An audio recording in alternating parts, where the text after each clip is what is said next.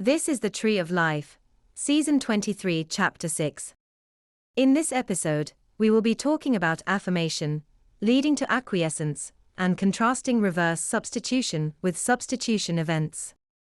In past podcasts and episodes, we talked about how tautological flow is often determined by an objective-oriented action. That is, for any spatial task completed by a group of people, the flow of consciousness is away from the execution or completion of that task. That is, the leader of any group becomes the incoming consciousness for the second, and so on and so forth. This is further to the fact that the person who has already acquiesced to an impulse and integrated it becomes the incoming consciousness for the person who hasn't.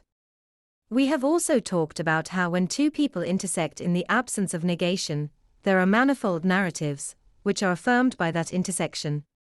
We discussed how there are 9 said narratives, which are each individually affirmed by each intersection.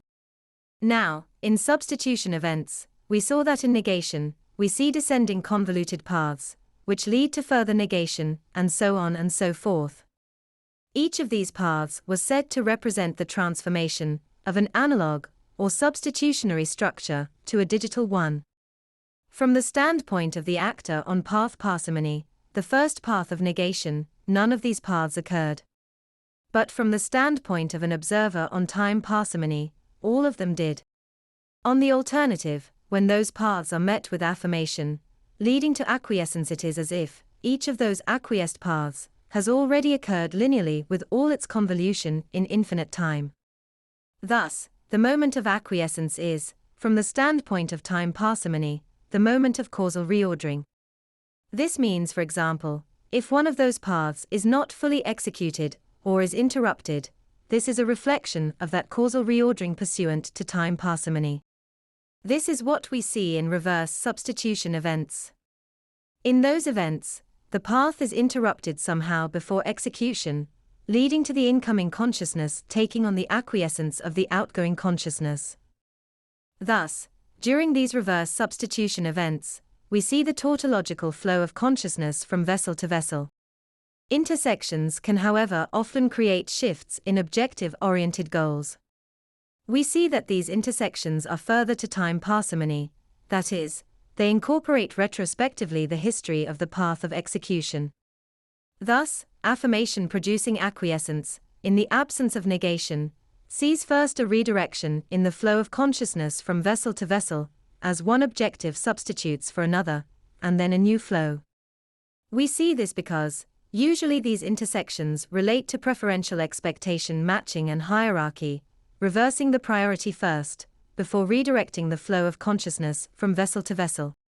So we see that intersections, which occur within the path of execution, tend to be the result of hierarchy, whilst preserving time parsimony.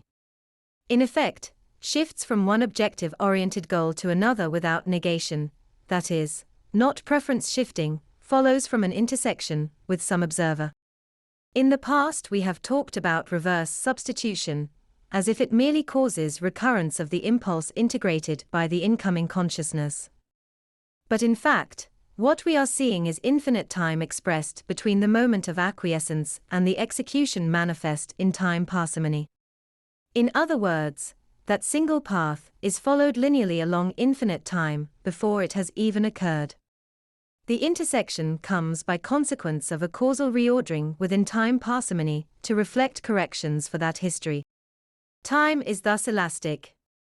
In substitution events, we see a kind of loop, as infinite paths are reflected in time parsimony.